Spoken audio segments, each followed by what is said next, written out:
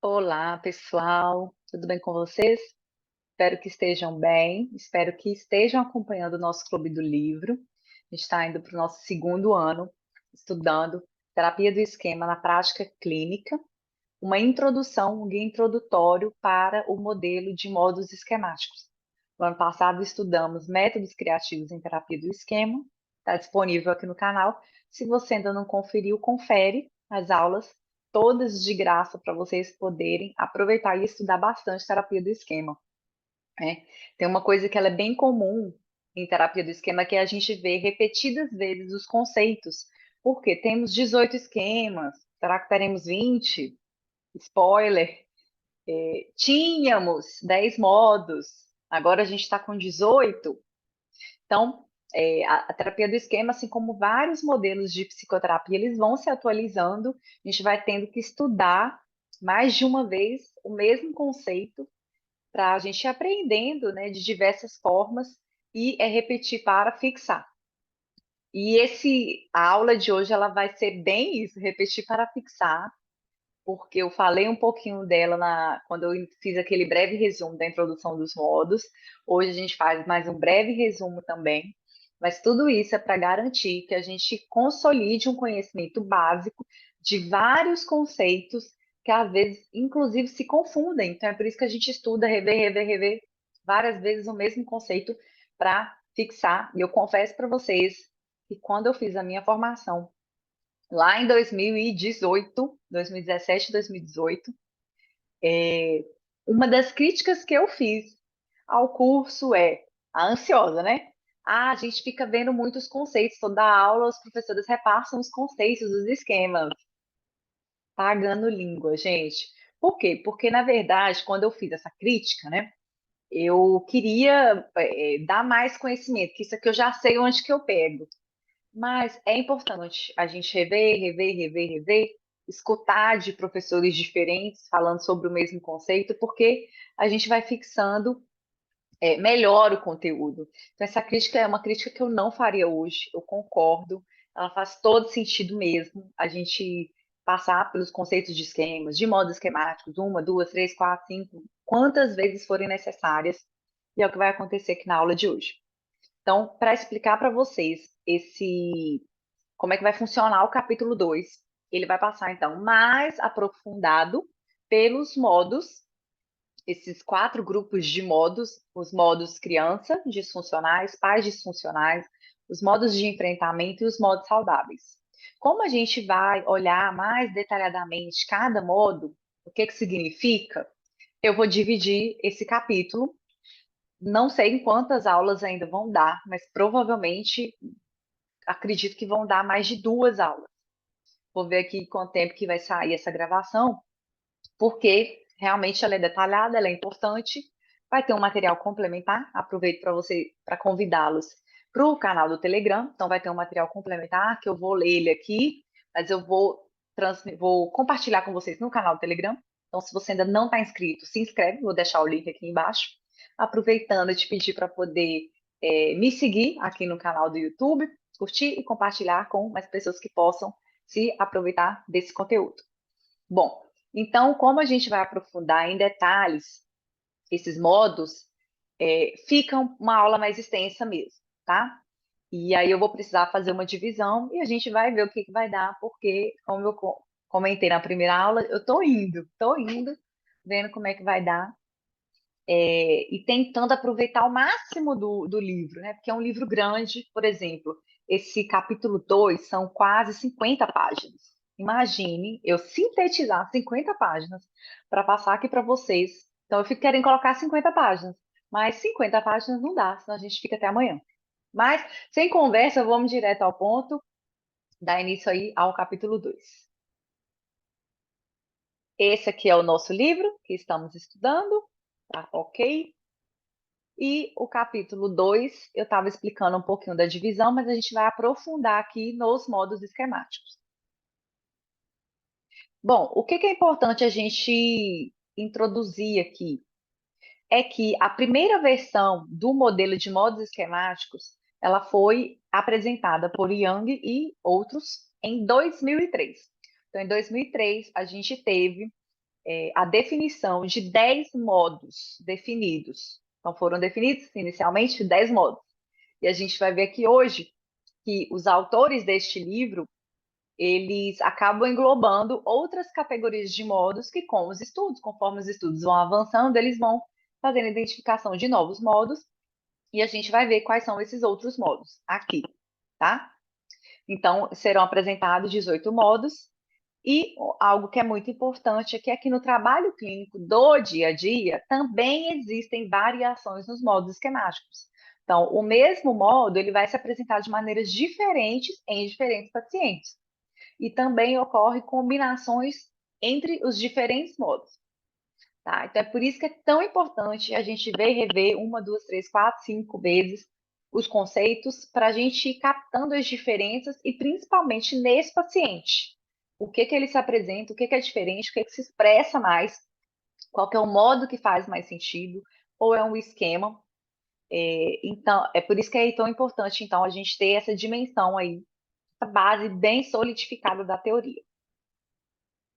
Começando pelo modus criança, e lá, então, no modelo original, não tinham esse tanto de modos criança, né? Se eu não me engano, o modelo original, eita, o modelo de origem são, se eu não me engano, são 4 tipos de modos criança, tá? Aqui a gente vê mais de um, que eles vão especificando. Então, o que a gente vai ver aqui hoje, o modo criança solitária, o criança abandonada e abusada, a criança humilhada e inferior, a criança dependente, zangada, obstinada, enfurecida, impulsiva e indisciplinada. Então, a gente tem 4, 3, 6, 9 modos criança. Só aí já deram os 10 modos do modelo de origem. Então, foi especificando cada vez mais e a gente vai passar com detalhes cada um deles. Modos pais disfuncionais. Quero lembrar, gente, corrigir também, porque se eu não me engano, em alguma das aulas, eu comentei que esse livro ele era de 2012 e o ano, corrigindo, é 2013. Então, a gente está em 2023. Eu vou reforçar isso sempre. A gente não tem usado mais na atualidade, ano de 2023, esse termo aqui, pais disfuncionais. Mas lá em 2013, era esse nome que a gente utilizava, tá? Modos pais disfuncionais, exigente e punitivo. Hoje a gente usa vozes, são vozes disfuncionais. A gente vai inclusive entender como que o modelo evoluiu para chegar, né, nessa nomenclatura. Pode ser que eu já tenha até dito em alguma aula. Eu acho isso muito importante da gente frisar, para poder combater certas crenças, né, que ficam na nossa cabeça quando a gente vai conhecer a terapia do esquema. A gente fica assim, a culpa é dos pais, pega no, né, dos pais. Calma, gente, calma, que o modelo ele evolui, é para tudo fazer sentido, é para ficar mais claro, é para a gente realmente não ter essa coisa, né, assim, dos pais, mas calma que vai evoluir, mas por enquanto estamos em 2013 e é esse nomezinho aqui que a gente tem. Os modos de enfrentamento desadaptativos, ganhamos mais algumas especificações. Na resignação, continuamos com o capitulador complacente. Evitação, temos o modo protetor desligado, protetor evitativo, protetor zangado e o autoaliviador. Na hipercompensação, temos o autoengrandecedor, a busca de atenção, o perfeccionista supercontrolador, ou eu vou corrigir essa tradução aqui mais para frente, a gente vai ver que está como supercontrolador, e aí ele se divide entre um supercontrolador perfeccionista e paranoico. O provocativo e ataque, o enganador e manipulador e o modo predador. Eu vou só parar de compartilhar aqui rapidinho, porque eu quero chamar a atenção para vocês de uma coisa. Esse livro, a gente ainda não tem a tradução dele para o Brasil. Então, eu estou fazendo uma tradução livre, conforme o que eu já vi que foi sendo traduzido nos outros livros. Eu tenho tentado utilizar alguns conceitos que eu já vi, mas é uma tradução livre, então pode ser que, caso esse livro seja um dia traduzido para o Brasil, a gente tenha um nome aí, uma tradução diferente. Então, é uma tradução livre. Eu peço só que vocês fiquem atentos a isso, né? Deem um desconto, né? Não ativem o modo crítico de vocês, para poder entenderem que a gente pode ter alguma falha, alguma divergência, mas vai fazer sentido e vai dar para a gente poder entender o conteúdo, tá? Voltar aqui para compartilhar a tela com vocês.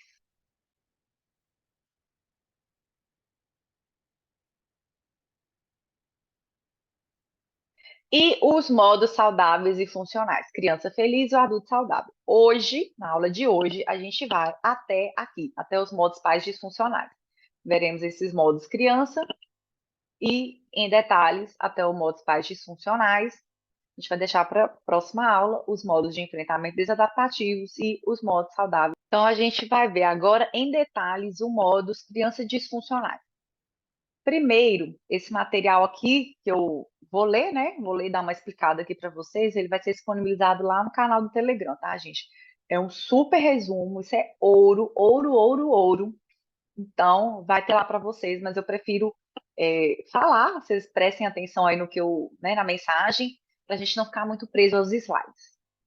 Bom, a característica desse primeiro grupo aqui do modus criança vai ser uma característica de vulnerabilidade, que a gente vai observar na manifestação desse modo.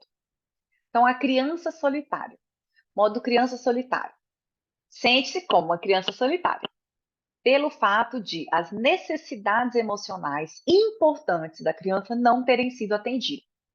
O paciente geralmente se sente emocionalmente vazio, sozinho, socialmente inaceitável, indigno de amor, não amado e desagradável. Então, essa é a característica mais refinada da criança solitária. O modo criança abandonada e abusada. Sente a dor emocional e o medo do abandono e ou do abuso, caso, né, tenha essa experiência aí na sua história de vida. Tem o efeito de uma criança perdida, triste, assustada, vulnerável, indefesa, sem esperança, carente, vitimizada, sem valor e perdida. Os pacientes parecem mais frágeis, mais crianças, quando eles estão nesse modo. Eles se sentem impotentes e totalmente sozinhos, e estão obcecados em encontrar uma figura paterna que leve cuidado para eles. O terceiro modo aqui, dentro desse grupo aí da vulnerabilidade, a criança inferior e humilhada. É uma subforma desse modo criança abandonada e abusada que a gente viu anteriormente. Então, aqui na criança inferior e humilhada, ela experimenta menos sentimentos de abandono, mas sente humilhação e inferioridade que estão relacionadas à infância com experiências que ela viveu ali dentro e fora da família. E o quarto desse grande grupo aqui, que a característica comum é a vulnerabilidade, o quarto modo é a criança dependente, em que ela se sente incapaz e oprimida pela responsabilidade de adulto. Então, mostra fortes tendências regressivas e quer ser cuidada, relacionada à falta de desenvolvimento de autonomia e autoconfiança, e é muitas vezes causado pela educação autoritária. Aí agora a gente vai para um outro grupo que tem em comum a raiva, a emoção raiva. A gente vai ter a criança zangada, modo criança zangada, em que neste modo o paciente se sente intensamente zangado, furioso, enfurecido, frustrado ou impaciente, porque as necessidades emocionais ou físicas, elas não foram atendidas. Então, essas emoções básicas da criança vulnerável não foram atendidas e evoca aí todas essas emoções. Ela então se rebela, que é a diferença, né, a esses maus tratos e ventila a raiva que ficou reprimida de maneira inapropriada. Então, pode ser que nesse modo o paciente faça aí exigências que parecem autoengrandecedoras ou mimadas, né? Eu acho que essa palavra aqui, ela ajuda a gente melhor a identificar esse modo criança zangada, que é como se fosse um mimo. Parece assim que você está querendo muito, né, autoengrandecer, que você acha que você merece muito, porque eu não tive uma necessidade emocional atendida, tá? E aí, importante frisar que é uma maneira inapropriada de ventilar, de colocar essa raiva. A criança obstinada, ela é uma subforma dessa criança com raiva, tá? Ela sente raiva, mas não exibe a raiva abertamente, em vez de resistir passivamente a pedidos irracionais ou violação da autonomia. E aqui a criança obstinada, a gente pode coloca nas anotações assim que equipara-se, né, aquele modo em que o paciente ele está mais teimoso, está mais inflexível. O modo criança enfurecida experimenta intensos sentimentos de raiva. E aí, olha só, a diferença para a criança zangada é que vai resultar em uma agressão. Ocorre a agressão na criança enfurecida, que é uma agressão descontrolada. E pode ser ferindo pessoas, pessoas ou objetos. Então, tem um prejuízo mais concreto aqui. A agressividade exibida está fora de controle e visa destruir ou exterminar o agressor, às vezes literalmente. O paciente ele pode exibir o efeito de uma criança enfurecida ou incontrolável, agindo ou gritando com o suposto perpetrador, né? Eu coloquei aqui na tradução, mas é agindo ou gritando com aquela suposta pessoa que fez aquilo para ela, tá? Agora a gente vai para um grupo que é característica que dentro dos modos criança é a característica comum é a ausência de disciplina. E temos então a criança impulsiva, que ela age de acordo com desejos ou impulsos de forma egoísta ou descontrolada, porque é a maneira de conseguir o que querem, sem levar em consideração as possíveis consequências para si ou para os outros. Frequentemente tem dificuldade para atrasar a gratificação de curto prazo e pode parecer mimado. Mimado aqui nesse sentido, tá? Da criança impulsiva, de não querer esperar uma recompensa, de não esperar algo aí de longo prazo. E pode ser motivada também pelo protesto contra a falta de gratificação das suas necessidades. E por último, a criança indisciplinada. A criança indisciplinada, a principal característica dela é não conseguir se forçar a terminar tarefas que são rotineiras, tarefas mais chatas. Então, ela se frustra rapidamente e logo desiste. Essa é a criança indisciplinada. Agora a gente vai para a característica dos modos pais disfuncionais.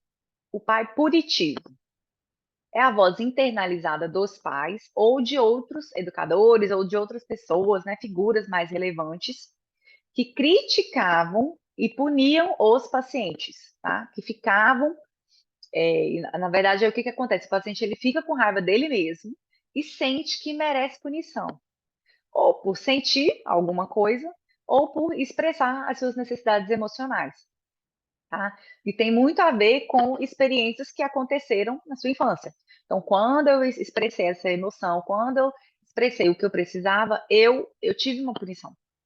Então, é bem similar aí a essa internalização, tá?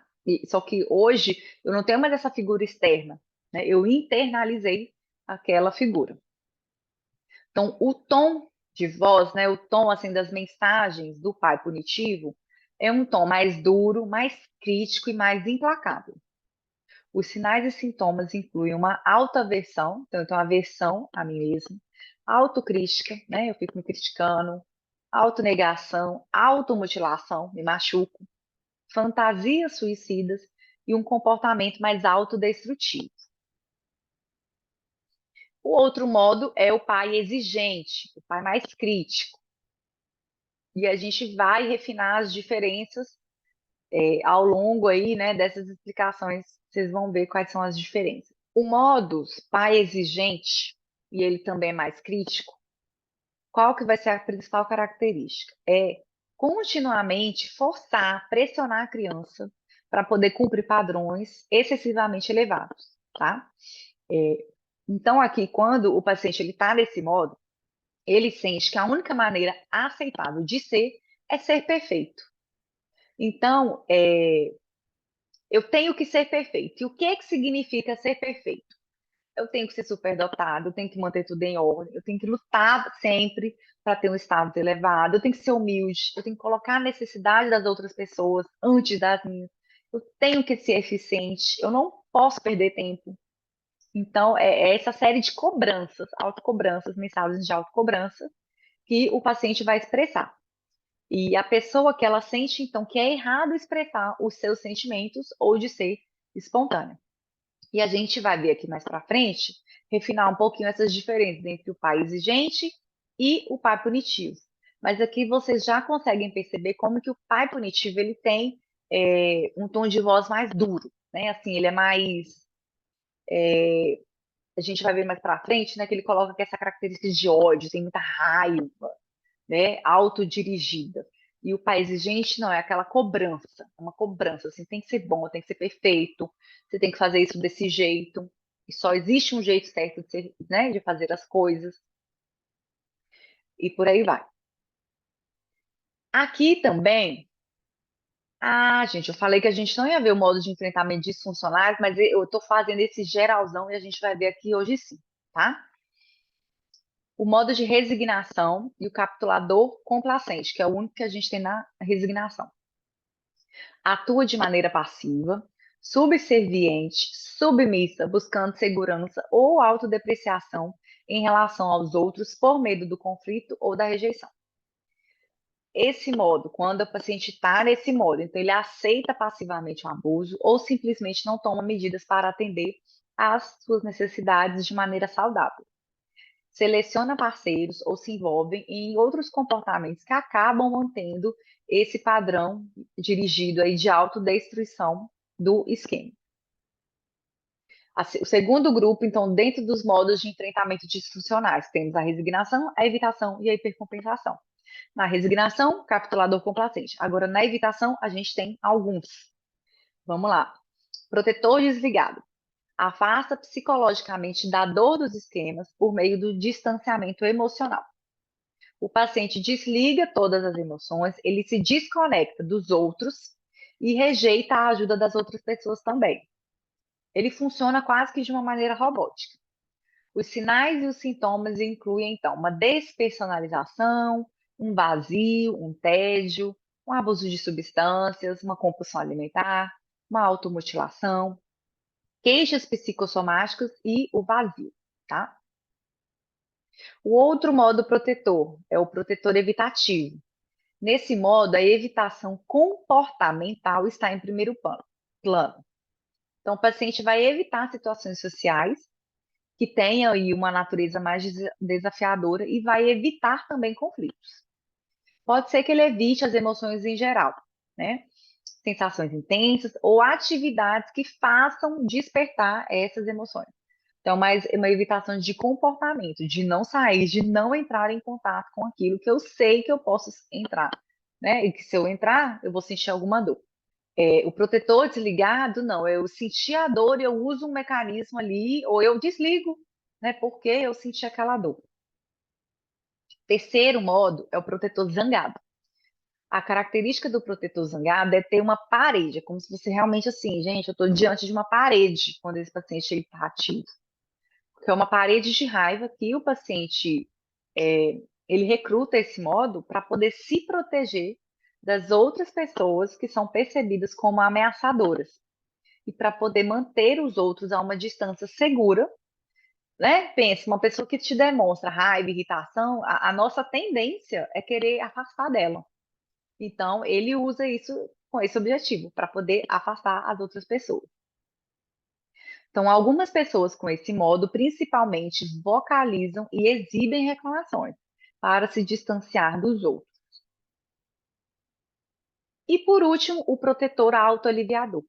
Ele desliga as suas emoções se envolvendo em atividades que, de alguma forma, ou vão acalmá-los, ou vão estimulá-los, ou vão distraí-los de sentir aquilo que ele não quer sentir de maneira completa. Então, esses comportamentos geralmente são realizados de uma maneira mais viciante ou compulsiva e podem incluir, então, o vício em trabalho, os jogos de azar, esportes mais perigosos, um sexo promíscuo ou abuso de droga. Outro grupo de pacientes pode se envolver compulsivamente em interesses solitários, que são mais autotranquilizadores do que autoestimulantes. Então, às vezes, é ficar ali jogando um jogo de computador, comer demais, assistir televisão, ou fantasiar, né? Mais solitário. E agora a gente vai para o grupo da hipercompensação, em que a gente tem aqui o primeiro, o autoengrandecedor, neste modo, o paciente comporta-se de forma competitiva, grandiosa, abusiva ou em busca de status para obter e manter o que deseja. Ele fica quase completamente autoabsorvido e mostra pouca empatia pelas necessidades ou sentimentos das outras pessoas. Demonstra superioridade e espera ser tratado como especial. Não acredita que devem seguir regras, né, que se aplicam a todas as outras pessoas, e anseiam por admiração e frequentemente se gabam ou se comporta dessa maneira autoengrandecedora para poder inflar o seu senso de identidade. A gente tem um outro modo também, que é a busca de atenção, que tenta chamar a atenção e a aprovação das outras pessoas através de um comportamento mais extravagante, inapropriado e exagerado. Geralmente compensa a solidão subjacente, então a solidão que está ali por trás, ou a falta de reconhecimento. Temos também o supercontrolador, que ele se divide em perfeccionista e o paranoico. O supercontrolador perfeccionista, ele vai se concentrar então no perfeccionismo para obter controle e evitar infortúnios e críticas, e o supercontrolador paranoico vai se concentrar, né, na vigilância, examinando outras pessoas em busca de sinais de malevolência e do controle do comportamento das outras pessoas, porque ele suspeita que vai fazer alguma coisa com ele. Temos também o modo provocativo, ou também aí na tradução pode ser um modo mais intimidador e de ataque, em que o paciente nesse modo ele vai usar tópicos, vai usar agressão, ele vai usar a intimidação para obter aquilo que ele deseja, ou para poder se proteger de danos que sejam reais ou que ele perceba, né? Então, para eu não ser nossa, pera, que garrou aqui, gente. Para eu não ser prejudicado, então, assim, se eu estou percebendo que eu vou sofrer algum tipo de dano, eu ataco, eu intimido, né, a pessoa primeiro. Esse que é o modo provocativo e ataque. O outro modo é o enganador e o manipulador. Então, aqui, como, né, o próprio nomezinho já fala, enganar, mentir ou manipular de maneira planejada para atingir um objetivo específico que envolve vitimizar outras pessoas ou escapar da punição. Este modo é frequentemente visto em criminosos, mas também é visto em alguns indivíduos narcisistas, que usam o engano, né, a enganação e a manipulação para conseguir o que querem. Inclusive, estes modos aqui, gente, esses últimos, né, provocativo e ataque, enganador e manipulador, e o predador, que é o último que eu vou falar aqui agora, eles aparecem, inclusive, numa pesquisa que é feita com esse tipo de população, né? Pessoas que estão num ambiente carcerário. Então, é bem característico mesmo de pessoas que acabam tendo como consequência nessa transgressão do crime. Então, são modos mais, eu diria assim, mais fortes, mais graves, né? Inclusive porque tem uma penalidade para isso, né? E aí, por último, então, a gente tem o modo predador. Ele concentra-se em eliminar uma ameaça, um rival, um obstáculo ou inimigo de maneira mais fria, implacável e calculista. Então, em contraste com o modo de intimidação e ataque, que envolve uma agressão mais quente, né, é uma agressão assim, mais escancarada, no modo predador, a agressão ela é mais fria, então é mais reservada, mais calculista. E esse modo ele é visto quase que exclusivamente em indivíduos que têm o transtorno de personalidade antissocial. E por último, a classe dos modos saudáveis e funcionais. A gente tem a criança feliz, em que o paciente nesse modo ele se sente em paz porque as suas necessidades emocionais básicas estão sendo atendidas, então se sente amado, contente, conectado, satisfeito, realizado, protegido, elogiado, valioso, nutrido, guiado, compreendido, validado, autoconfiante, competente, adequadamente autônomo ou autoconfiante, seguro, resiliente, forte no controle, adaptável, otimista e espontâneo. Gente, é tudo que todo mundo quer nessa vida, fala sério. É a gente sentir isso, né? É estar nesse modo criança feliz aí. E que, inevitavelmente, também essas características elas vão se apresentar no nosso modo adulto saudável, né? Mas que no modo adulto saudável, Quando eu estou neste modo, eu consigo executar funções adultas de maneira mais apropriada. Então, eu consigo trabalhar, eu consigo cuidar dos filhos, eu consigo assumir responsabilidade, eu acho que a principal característica da vida adulta. E conseguir também perseguir atividades da vida adulta que dão prazer. Então, ter sexo saudável, se envolver em atividades intelectuais, né, se interessar por coisas, né, intelectuais, por estética, cultura, fazer uma manutenção da sua saúde de maneira saudável e praticar também atividade física. Vocês percebem aqui que tem algumas características que são mais simples do adulto saudável. Hoje, 2023, o adulto saudável já é um modo que ele é muito mais estudado, muito mais bem estudado, né? E a gente já tem características bem mais ricas, né, que aprofundam mais esse modo aqui, né? Nosso principal objetivo na terapia do esquema é fortalecer e desenvolver esse modo adulto saudável. Mas aqui a gente fica com essas características mais básicas aí, lembrando que aqui estamos em 2013, tá? Então, voltamos aqui agora, vou compartilhar com vocês voltando aqui, vou compartilhando com vocês, né, a apresentação, tudo isso que eu acabei de ler, gente, vai estar em detalhes, vai ter um material para vocês disponível lá no canal do Telegram. Então, para entender o modo atual do paciente, geralmente é útil entender primeiro o tipo geral do modo, tá? E depois explorar os seus aspectos mais específicos. Então, o que que acontece? A gente acabou de ver aqui as especificidades desses modos.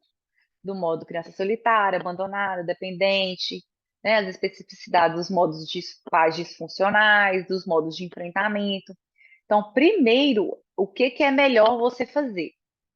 Entenda qual que é o conceito e a ideia dos modos criança, e a gente vai ver essa ideia geral aí de cada grande grupo, modos criança, modos pais disfuncionais, de enfrentamento, e depois é que a gente vai na especificidade e vocês podem perceber aí que emoções vão sinalizar, tem algumas características que vão sugerindo para a gente o que que é mais específico daquele modo e que a gente vai trabalhar e explorar, tá? Então, de maneira geral aí, qual que é a característica dos modos crianças disfuncionais? É essa presença de sentimentos mais intensos, mais negativos, né? Eu diria mais desagradáveis, estressantes ou avassaladores, que são inadequados para a situação atual. E aí eu corrigiria, não é que é inadequado, mas é que às vezes essa emoção ela está mais desproporcional à situação, né? E ao que se espera de um adulto naquela situação. Então, por isso que a gente dá esse, inclusive esse nome de um modo mais infantil, um modo criança. Então, alguns sentimentos que podem aparecer: sentimentos de ansiedade, de desesperança, de solidão, de abandono, ou um profundo sentimento de ameaça. No entanto, sentimentos mais quentes, como a raiva, também podem aparecer nos modos infantis.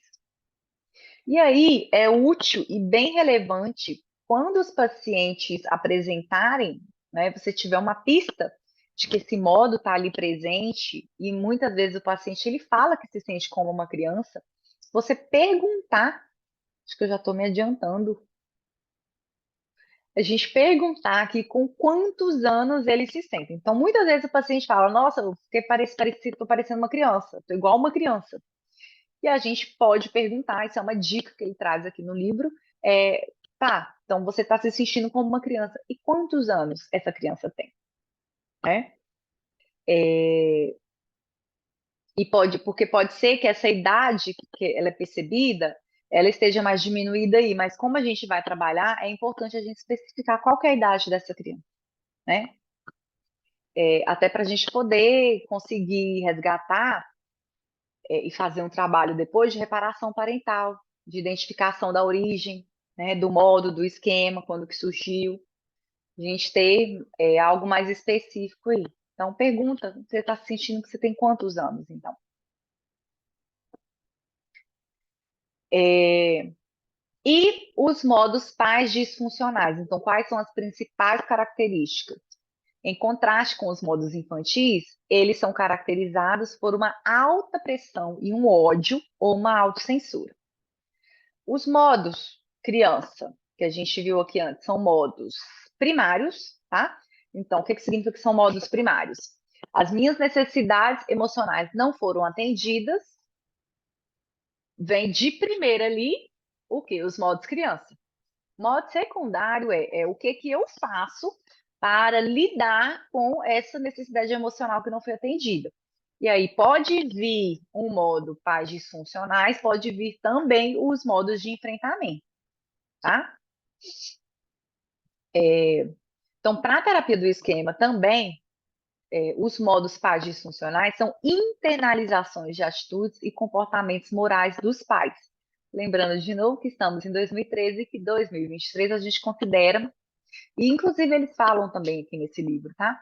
Cuidadores, né, pessoas, educadores, outras pessoas, figuras importantes, podem ter sido internalizadas aí pelo paciente nesse modo. Então, quando a gente, ó, me incluo também, né? Mas quando esse modo está ativado, o paciente ele exerce uma pressão extrema e exagerada sobre si mesmo. Os modos parentais disfuncionais constituem uma consequência disfuncional, com valores morais punitivos, representados pelo modo parental punitivo, e ideais elevados, representados pelo modo parental exigente. Então, quando as cognições e as emoções estão relacionadas ou são amplamente caracterizadas por culpa, por um auto-ódio, então essa raiva dirigida a mim mesmo, e uma autodesvalorização, isso indica mais para a gente a presença de um modo parental punitivo. Já o modo pai exigente, e a gente vai voltar no punitivo também, calma. Mas o modo pai exigente, ele é caracterizado por ter altos requisitos e colocar isso, vamos gravar isso, é uma alta pressão sobre si mesmo. Então é autocobrança, gente. Pai exigente me ajuda muito a lembrar a autocobrança. Eu me cobrando, exigindo de mim mesmo o tempo inteiro. Tá vendo aqui, ó, esses modos eles não consistem necessariamente em profundo ódio, né? Eu tenho o ódio de mim. Eu exijo de mim, eu acho que eu tenho que ser boa, que eu tenho que dar conta de tudo, né? Aqui alguns exemplos. A menos que eu termine todas as minhas tarefas com sucesso, eu não mereço uma pausa. Se eu não conseguir fazer esse trabalho como esperado, certamente perderei meu emprego. E eu deveria tirar a nota mais alta. Caso contrário, é um fracasso. Então a gente não observa tanto ódio, é mais essa exigência, essa autocobrança mesmo, que aparece nesse modo. Observe que as demandas, né, de um modo pai exigente, porque está sempre demandando, podem estar relacionadas a diferentes aspectos de realização ou de comportamento. Então, o que é importante? É a gente entender qual domínio da vida as demandas do pai exigente estão relacionadas. Às vezes, as demandas se concentram principalmente no campo da realização profissional, mas também podem se concentrar no comportamento do paciente nas relações com outras pessoas. E também a gente pode ver, e aí eu vou puxar a sardinha aqui, né, para os transtornos alimentares, essa exigência de ter aquele comportamento impecável na alimentação. A gente vê esse modo exigente em pacientes com transtornos alimentares. Então, qual que é a área da vida? É a área da alimentação, a área da saúde. Né? Eu tenho que ter, e aquela área é a mais importante, eu exijo muito dela, e aí a gente está falando de perfeccionismo. Então, eu tenho altos padrões, eu tenho que atingir esses padrões, e isso me traz um certo nível de sofrimento, né? O que é clinicamente significativo. Então, esse modo aí, já falando um pouquinho, ele vai aparecer, né, muito frequentemente em pacientes com transtornos alimentares, né? E a gente viu aqui que a característica do perfeccionismo, ela está muito presente nesse modo, tá?